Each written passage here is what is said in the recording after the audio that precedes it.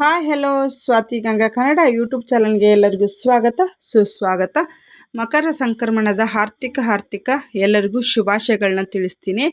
ಎಳ್ಳು ಬೆಲ್ಲ ತಿಂದು ಒಳ್ಳೆ ಮಾತಾಡಿ ಎಲ್ಲರಿಗೂ ಒಳ್ಳೆಯದಾಗಲಿ ಅಂತ ಹೇಳಿ ಆ ಭಗವಂತನ ಹತ್ರ ಕೇಳಿಕೊಂಡು ನಂದು ಇದು 3 ಡೇಸ್ದು ಬ್ಲಾಗು. ಮತ್ತು ಇವತ್ತು ಮಕರ ಸಂಕ್ರಮಣ ಆಗಿರೋದ್ರಿಂದ ನನ್ನ ಕೈಲಿ ಎಷ್ಟೆಷ್ಟು ಸಾಧ್ಯ ಇದೆ ಅಷ್ಟನ್ನು ಕ್ಲಿಪ್ಪಿಂಗ್ಸನ್ನು ತೆಗೆದುಕೊಂಡು ನಿಮ್ಮ ಜೊತೆಗೆ ಶೇರ್ ಮಾಡ್ಕೊತಾ ಇದ್ದೀನಿ. ನೀವೆಲ್ಲ ಯಾವ ರೀತಿಯಾಗಿ ಮಕರ ಸಂಕ್ರಾಂತಿಯನ್ನು ಆಚರಣೆಯನ್ನು ಮಾಡಿದ್ರಿ ಅನ್ನೋದನ್ನು ಖಂಡಿತವಾಗ್ಲೂ ಕಮೆಂಟಲ್ಲಿ ಬರೆದು ತಿಳಿಸಿ ಅಂತ ಹೇಳ್ತಾ, ಮೊದಲಿಗೆ ನಾನು ಏನೆಲ್ಲ ಒಂದು ಮಾಡಿದ್ವಿ ಅಂಥೇಳಿ ತಿಳಿಸ್ಕೊಡ್ತೀನಿ. ಇವಾಗ ನಾನು ತೋರಿಸ್ತಾ ಇರೋವಂಥದ್ದು ಪೌರ್ಣಮಿ ದಿವಸ ಏನು ನಾನು ಮನೆಯಲ್ಲಿ ಯಾವ ರೀತಿಯಾಗಿ ಸರಳವಾಗಿ ಪೂಜೆಯನ್ನು ಮಾಡ್ಕೊಂಡಿದ್ದೆ ನೋಡಿ, ಅದನ್ನು ನಿಮ್ಮ ಜೊತೆಗೆ ಶೇರ್ ಮಾಡ್ಕೊಳ್ತಾ ಇದ್ದೀನಿ. ಪೌರ್ಣಮಿ ದಿವಸ ನಾವೇನೇನೆಲ್ಲ ಮಾಡಿದ್ವಿ, ಮತ್ತು ಶನಿವಾರ ದಿವಸ ನಮ್ಮ ಸ್ನೇಹಿತರ ಮಕ್ಕಳು ಶಬರಿಮಲೆಗೆ ಹೋಗ್ತಾಯಿದ್ರು, ಅಲ್ಲೂ ಸಹ ಹೋಗಿದ್ವಿ. ಅಲ್ಲಿ ಯಾವ ರೀತಿಯಾಗಿ ನಾವು ಅಲ್ಲಿ ಪೂಜೆಯನ್ನು ಮಾಡಿದ್ರು ಎಷ್ಟಾಗುತ್ತೋ ಅಷ್ಟೇ ಕ್ಲಿಪ್ಪಿಂಗನ್ನು ತೆಗೆದುಕೊಂಡಿದ್ದೀನಿ ನೋಡಿ. ಇಲ್ಲಿ ಆಂಜನೇಯ ಸ್ವಾಮಿ ದೇವಸ್ಥಾನಕ್ಕೆ ಪೌರ್ಣಮಿ ದಿವಸ ಬೆಳಿಗ್ಗೆನೇ ಹೋಗಿದ್ದೆ. ಈ ದೇವಸ್ಥಾನ ಸ್ವಲ್ಪ ಮನೆಯಿಂದ ಹತ್ತಿರ ಆಗೋದ್ರಿಂದ ನಾನು ಆವಾಗವಾಗ ಈ ದೇವಸ್ಥಾನಕ್ಕೆ ಹೋಗ್ತಾ ಇರ್ತೀನಿ. ತುಂಬ ಅಂದರೆ ತುಂಬ ಪವರ್ಫುಲ್ ದೇವರಂತಲೇ ಹೇಳ್ಬೋದು. ಆಂಜನೇಯ ಸ್ವಾಮಿಗೆ ಪ್ರದಕ್ಷಿಣೆ ಹಾಕ್ಕೊಂಡು ಅರಳಿಕಟ್ಟೆಯನ್ನು ಸುತ್ತಕೊಂಡು ಪೌರ್ಣಮಿ ಆಗಿರೋದ್ರಿಂದ ಬಂದೆ. ಇವತ್ತಿನ ದಿವಸ ನೋಡಿ ಈ ರೀತಿಯಾಗಿ ಅಲಂಕಾರವನ್ನು ಮಾಡಿದ್ದಾರೆ. ಇಲ್ಲಿ ನೋಡಿ ಅರಳಿಕಟ್ಟೆ ಸುತ್ತಿದಾದ್ಮೇಲೆ ಯಾವ ರೀತಿ ಎಲ್ಲ ಪೂಜೆಯನ್ನು ಮಾಡಿದ್ದಾರೆ ಅಂದ್ಬಿಟ್ಟು ನಿಮಗೂ ಸಹ ತೋರಿಸಿದ್ದೀನಿ. ನನ್ನ ವಿಡಿಯೋದಲ್ಲಿ ಸುಮಾರು ಸತಿ ನೀವು ನೋಡಿರ್ತೀರಿ.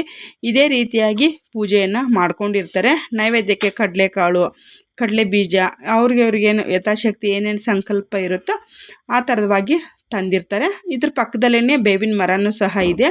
ಅಲ್ಲೂ ಸಹ ನಾವು ಪ್ರದಕ್ಷಿಣೆಯನ್ನು ಸಪ್ರೇಟಾಗಿ ಕಟ್ಟೆಯನ್ನು ಕಟ್ಟಿದ್ದಾರೆ. ನಾವಲ್ಲಿ ಯಾವ ರೀತಿ ಬೇಕಾದರೂ ನಮಗೆ ಪ್ರದಕ್ಷಿಣೆಯನ್ನು ಹಾಕ್ಕೊಳ್ಬಹುದು. ನಾನು ತುಂಬ ವಿಡಿಯೋದಲ್ಲಿ ಅರಳಿ ಮರದ್ದಾಗಿರ್ಬೋದು ಎಲ್ಲ ವಿಷಯಗಳನ್ನ ನಿಮಗೆ ತಿಳಿಸ್ಕೊಟ್ಟಿದ್ದೀನಿ. ನಿಮಗೆ ಬೇಕು ಅಂತಂದು ನೀವು ಆ ವಿಡಿಯೋಗಳನ್ನ ಸರ್ಚ್ ಮಾಡಿ ನೋಡಬಹುದು. ತುಂಬ ಅಂದರೆ ತುಂಬ ಅರಳಿ ಮರ ಸುತ್ತೋದ್ರಿಂದ ನಮಗೆ ತುಂಬ ಅಂದರೆ ತುಂಬ ಶುಭ ಫಲಗಳು ದೊರೆಯುತ್ತೆ ಅಂತಲೇ ಹೇಳಬಹುದು. ಇವಾಗ ಧನುರ್ಮಾಸ ಆಗಿರೋದ್ರಿಂದ ಸಹ ಪೌರ್ಣಮಿ ದಿವಸ ತುಂಬ ಅಂದರೆ ತುಂಬ ವಿಶೇಷವಾಗಿರೋದ್ರಿಂದ ನಾನು ಸಹ ಅವತ್ತಿನ ದಿವಸ ಸುತ್ತಕೊಂಡೆ ನೋಡಿ. ಇದು ನೆಕ್ಸ್ಟು ಶನಿವಾರ ದಿವಸ ನಾನು ರಾಯರಿಗೆ ಈ ರೀತಿಯಾಗಿ ಪೂಜೆಯನ್ನು ಮಾಡ್ಕೊಂಡಿದ್ದೀನಿ ನೋಡಿ. ಇಲ್ಲಿ ಒಂದು ಹಸು ಬಂದಿತ್ತು. ಇಲ್ಲಿ ನೋಡಿ ಶಬರಿಮಲೆಗೆ ಹೋಗ್ತಾಯಿದ್ರು ಅವರು. ಇರುಮುಡಿ ಕಟ್ತಾರೆ ಬನ್ನಿ ಅಂತ ಹೇಳಿ ಕರೆದಿದ್ರು.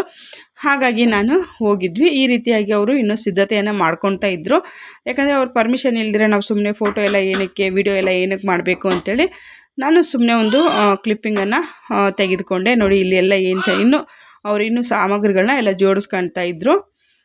ಸುಮ್ಮನೆ ಅವರು ಇವಾಗ ತುಂಬ ಮಡಿನಲ್ಲಿ ಇರ್ತಾರಲ್ವ, ಹಾಗಾಗಿ ನಾನೇನು ಅವರಿಗೆಲ್ಲ ಡಿಸ್ಟರ್ಬೆನ್ಸ್ ಮಾಡೋಕ್ಕೆ ಹೋಗಿಲ್ಲ.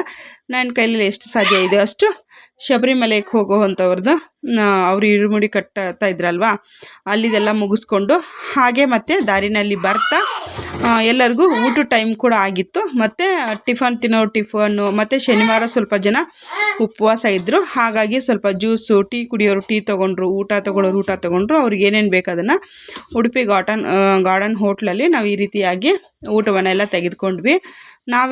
ನಾನೇನು ಉಪವಾಸವನ್ನೇನು ಮಾಡ್ತಾಯಿರಲಿಲ್ಲ. ಒಬ್ಬೊಬ್ಬರು ಮಸಾಲೆ ದೋಸೆ ತೊಗೊಂಡ್ರು, ಮತ್ತು ಒಬ್ಬೊಬ್ಬರು ನಮ್ಮ ಸ್ನೇಹಿತರು ಊಟ ತೊಗೊಂಡ್ರು. ಅವ್ರಿಗೇನೇನು ಬೇಕು ಅದನ್ನೆಲ್ಲ ತೆಗೆದುಕೊಂಡ್ರು. ನಾನು ಸಹ ಊಟವನ್ನೇ ತೆಗೆದುಕೊಂಡೆ. ಮತ್ತು ಎಲ್ಲ ಇತ್ತು ಇಲ್ಲಿ. ಊಟ ಮಾತ್ರ ಸೂಪರ್ ಅಂದರೆ ಸೂಪರಾಗಿತ್ತು, ಟೇಸ್ಟಿಯಾಗಿ ಚೆನ್ನಾಗಿತ್ತು. ಒಂದು ಫುಲ್ ಮೀಲ್ಸ್ ಊಟ ಬಂದುಬಿಟ್ಟು ಇಲ್ಲಿ 90 ರೂಪೀಸ್ ಏನೋ ಅವರು ಹೇಳಿದರು.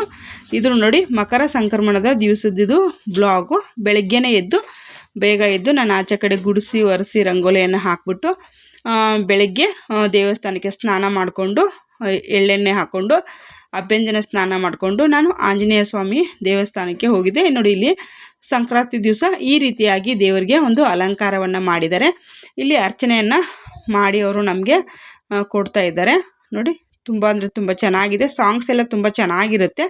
ಬಟ್ ಆದರೆ ಕಾಪಿರೈಟ್ ಬರುತ್ತೆ ಅಂದ್ಬಿಟ್ಟು ನಾನಿಲ್ಲಿ ವಾಯ್ಸ್ ಓವರ್ ಕೊಡ್ತಾ ಇದ್ದೀನಿ ಅಷ್ಟೇ. ಇಲ್ಲಿ ನೋಡಿ ನಮಗೆ ತೆಂಗಿನಕಾಯಿ ಆಗಿರಬಹುದು, ತುಳಸಿ ಆಗಿರಬಹುದು, ವಿಳೆದೆಲೆ ಆಗಿರ್ಬೋದು, ಎಳ್ಳು ಬತ್ತಿ ಹೇಳ್ತೀನಲ್ವ, ನಾವು ಅವ್ರಿಗೆ ನಾಳೆ ಬೇಕಕ್ಕ ಅಂಥೇಳಿ ಹೇಳಿ ಬಂದಿದ್ದರೆ ಅವರು ಪ್ರತಿಯೊಂದು ನಮಗೆ ವಿಳೆದೆಲೆ ಹಾರ ಕೂಡ ಮಾಡಿಕೊಡ್ತಾರೆ. ಆಮೇಲೆ ನಾವು ಶ್ರೀರಾಮ್ ಅಂಥೇಳಿ ಬರ್ಕೋಬೇಕು. ಇಲ್ಲ ಅಂದರೆ ಹಾಗೆ ಸಹ ನಾವು ಹಾಕಬಹುದು. 108 ಎಲೆಯದು ಈ ರೀತಿಯಾಗಿ ಇವ್ರ ಹತ್ರಕ್ಕೆ ತುಂಬ ಅಂದರೆ ತುಂಬ ಚೆನ್ನಾಗಿ ಸಿಗುತ್ತೆ. ನಮ್ಗೆ ಯಾವುದಾನ ಒಂದು ಅಷ್ಟೋತ್ತರ ಬುಕ್ ಆಗಿರಬಹುದು, ಮತ್ತು ಅದು ಕೂಡ ಇವ್ರ ಹತ್ರದಲ್ಲಿ ಸಿಗುತ್ತೆ. ಮತ್ತು ಎಳ್ಳೆಣ್ಣೆ ಆಗಿರ್ಬೋದು, ಎಳ್ಳು ಬತ್ತಿ ಆಗಿರಬಹುದು. ನಾವು ರೆಗ್ಯುಲರಾಗಿ ಇವ್ರ ಹತ್ರಕ್ಕೆ ಪೂಜೆಗೆ ಹೋದಾಗ, ದೇವಸ್ಥಾನಕ್ಕೆ ಹೋದಾಗೆಲ್ಲ ಇವ್ರ ಹತ್ರಕ್ಕೆ ಗಂಟೆಗೆ ನಾನು ತಗೊಳ್ಳೋದ್ರಿಂದ ಹಾರ ಕೂಡ ನೋಡಿ ನಾನಿಲ್ಲಿ ಒಂದು ಹಾರ ತೆಗೆದುಕೊಂಡೆ. ನಾವು ಗಾಡಿಗಾಗಿರಬಹುದು ಇಲ್ಲ ಮನೆಗಾಗಿರ್ಬೋದು, ತುಳಸಿ ಕೂಡ ಅಷ್ಟೇ ನಮಗೆ ಒಂದು ಪೂಜೆ ಐಟಮ್ಸ್ ಅಂದರೆ ಒಂದು ಕಮ್ಮಿ ಬೆಲೆಯಲ್ಲಿ ಚೆನ್ನಾಗಿ ಕಾಯಿ ಆಗಿರ್ಬೋದು ಪ್ರತಿಯೊಂದು ನಾವು ಕೇಳೋದೇ ಬೇಡ, ಪ್ರತಿಯೊಂದು ಹಾಕ್ಕೊಡ್ತಾರೆ. ಮತ್ತು ಎಳ್ಳು ಬತ್ತಿ ಗಂಟು ಕೂಡ ಇವರೇ ಕಟ್ಟಿಕ್ಕಿರ್ತಾರೆ. ಎಳ್ಳೆಣ್ಣೆ ಪ್ರತಿಯೊಂದನ್ನು ನಾವು ಎಷ್ಟೆಷ್ಟು ಕೇಳ್ತೀವಿ ಅಷ್ಟಷ್ಟಕ್ಕೆ ಕೊಡ್ತಾರೆ. ಒಬ್ಬರು ನಾವು ಇಷ್ಟು ಕೊಡೋದಿಲ್ಲ ಇಷ್ಟಕ್ಕೆ ಕೊಡ್ತೀವಿ ಅಂತ ಹೇಳ್ತಾರೆ. ಪೌರ್ಣಮಿ ದಿವಸ ಇಲ್ಲೇ ಹೂವು ಎಲ್ಲ ಏನೇನು ಬೇಕು ಅದನ್ನ ತೆಗೆದುಕೊಂಡು ಬಂದೆ. ನೋಡಿ, ಪೌರ್ಣಮಿ ದಿವಸ ಸಂಜೆ ಮನೆಯಲ್ಲಿ ಯಾಕೋ ನನ್ನ ಮಗ ಅಂತೂ ತುಂಬ ಅಂದರೆ ತುಂಬ ಬೆಳಗ್ಗೆಯಿಂದ ಕಿರಿಕಿರಿ ಮಾಡ್ತಾನೆ ಇದ್ದ, ಅಳ್ತಾನೆ ಇದ್ದ. ಯಾಕೆ ಅಂತ ನನಗಂತೂ ಗೊತ್ತಿಲ್ಲ. ಮತ್ತೆ ಕೈಯಿಂದ ಜಾರ್ಬಿಟ್ಟು 2 ಗ್ಲಾಸನ್ನು ಒಡೆದಾಕ್ಬಿಟ್ಟ. ಹಾಗಾಗಿ ಯಾಕೋ ಸ್ವಲ್ಪ ಮನಸ್ಸಿಗೆ ಸಮಾಧಾನ ಇಲ್ಲ ಅಂತ ಹೇಳ್ಬಿಟ್ಟು ನಾನು ಸಂಜೆ ಇವಾಗ ಒಂದು 6:30 ಇರಬಹುದು ಸಮಯ, ಪೂಜೆ ಎಲ್ಲ ಮಾಡ್ಕೊಂಡು ಕೂತ್ಕೊಂಡಿದ್ದೆ. ಸರಿ ಇದನ್ನು ಮಾಡೋಣ, ಯಾಕೋ ಈ ಥರ ಆಗ್ತಾಯಿದೆ ಅಂಥೇಳಿ ನಾನು ಎಲ್ಲ ಪೂಜೆ ಎಲ್ಲ ಮುಗಿಸಿದ ನಂತರದಲ್ಲಿ ಮನೆಗೆಲ್ಲ ಸಾಂಬ್ರಾಣಿ ಹಾಕಿದ್ದೆ. ಆದರೂ ಸಹ ನಾನಿಲ್ಲಿ ಒಂದು 6 ಲವಂಗವನ್ನು ತೆಗೆದುಕೊಂಡಿದ್ದೆ. ಇದನ್ನು ಕೂಡ ನಾನು ವಿಡಿಯೋದಲ್ಲಿ ಶೇರ್ ಮಾಡ್ಕೊಂಡಿದ್ದೀನಿ. ಈ ರೀತಿಯಾಗಿ ನಾನು ಒಂದು 6 ಲವಂಗವನ್ನು ಹಾಕಿ ಒಂದು ಕರ್ಪೂರವನ್ನು ಹಾಕಿ ಈ ಥರ ಹಚ್ಕೊಂಡು ಮನೆಯ ಒಂದು ನಮಗೇನು ಇವಾಗ ಸ್ವಲ್ಪ ಮನಸ್ಸಿಗೆ ಸಮಾಧಾನ ಇಲ್ಲ ಅಂದರೆ ದೇವ್ರನ್ನ ಕೇಳಿಕೊಂಡು, ನಮ್ಮ ಮನೆ ದೇವ್ರನ್ನಾಗಿರ್ಬೋದು ನಮ್ಮ ಇಷ್ಟ ದೇವ್ರನ್ನಾಗಿರ್ಬೋದು ಕೇಳಿಕೊಂಡು ಈ ಕರ್ಪೂರ ಉರಿಯೋ ಗಂಟೆಗೆ ನಾನು ಇಲ್ಲೇ ಕೂತ್ಕೊಂಡು, ಅದು ಯಾಕೋ ಹತ್ತಲ ಬೇಡ ಅಂಥೇಳಿ ಅಂತ ಇತ್ತು. ಅದನ್ನು ಉರಿಸ್ಕೊಂಡು ಎಲ್ಲ ಸ್ವಲ್ಪ ಅದನ್ನೆಲ್ಲ ಮಾಡಿಕೊಂಡು ಸ್ವಲ್ಪ ಕೂತ್ಕೊಂಡು ನಾನು ಕೂಡ ಇನ್ನೇನು ಮತ್ತು ಮಾರನೇ ದಿವಸ ನಮಗೆ ಮತ್ತೆ ಮಕರ ಸಂಕ್ರಮಣ ಇತ್ತಲ್ವ, ಆವತ್ತಿನ ದಿವಸ ಮತ್ತು ಅಡುಗೆ ತಯಾರಿಯನ್ನು ಮಾಡ್ಕೊಳ್ತಾ ಇದ್ದೀನಿ. ಮತ್ತು ನೋಡಿ ಅದೇ ದೇವಸ್ಥಾನಕ್ಕೆ ಹೋಗಿರೋವಂಥದ್ದು ಹಾಲು ಹಾಕಿ ಬಂದ್ವಿ ಅಲ್ಲಿ ದೇವಸ್ಥಾನದಲ್ಲಿ ನಾಗರಕಟ್ಟೆಗೆ. ಆ ಕ್ಲಿಪ್ಪಿಂಗನ್ನು ಸಹ ನಾನು ನಿಮ್ಮ ಜೊತೆಗೆ ಇಲ್ಲಿ ಶೇರ್ ಮಾಡ್ಕೊಳ್ತಾ ಇದ್ದೀನಿ. ನಮ್ಮದು ಉತ್ತರ ಕರ್ನಾಟಕ ಸೈಡಲ್ಲೆಲ್ಲ ಈ ಒಂದು ಮಕರ ಸಂಕ್ರಾಂತಿಗೆ ಮಾದಲಿ ಅಂಥೇಳಿ ಮಾಡ್ತಾರೆ. ನಾನು ಕೂಡ ವಿಡಿಯೋ ಎಲ್ಲ ಮಾಡಿಟ್ಕೊಂಡಿದ್ದೀನಿ. ಒಂದು ದಿವಸ ನಿಮ್ಮ ಜೊತೆಗೆಲ್ಲ ಶೇರ್ ಮಾಡ್ಕೊಳ್ತೀನಿ. ನೋಡಿ, ಈ ರೀತಿ ನನ್ನ ಮನೆಯಲ್ಲಿ ಮಾದಲಿ ಮತ್ತು ಸಜ್ಜಿ ರೊಟ್ಟಿಯನ್ನು ಮಾಡ್ಕೊಂಡಿದ್ದೀನಿ. ಇದು ನೋಡಿ ಫುಲ್ಲು ಊಟ ಎಲ್ಲ ರೆಡಿ ಮಾಡ್ಕೊಂಡಿದ್ದೀನಿ. ನೋಡಿ, ನಮ್ಮದು ಊಟದ್ದೆಲ್ಲ ಮಾಡಿರೋ ವಿಡಿಯೋ ಎಲ್ಲ ನಿಮಗೆ ಇಷ್ಟ ಆಗಿದ್ದರೆ ಲೈಕ್ ಮಾಡಿ, ಶೇರ್ ಮಾಡಿ. ವ್ಲಾಗ್ ಮಾಡೋದಕ್ಕೆ ಟ್ರೈ ಮಾಡಿದ್ದೀನಿ. ಎಷ್ಟು ನನ್ನ ಕೈಯಲ್ಲಿ ಸಾಧ್ಯ ಇದೆಯೋ ಅಷ್ಟು ನಾನು ಹಾಕೋದಕ್ಕೆ ಟ್ರೈ ಮಾಡಿದ್ದೀನಿ. ಮತ್ತು ನಿಮ್ಗೆ ಯಾವ ಥರ ವಿಡಿಯೋ ಬೇಕಂತ ಕೇಳಿ. ವಿಡಿಯೋ ಇಷ್ಟ ಆದರೆ like, share, comment, subscribe. Thank you.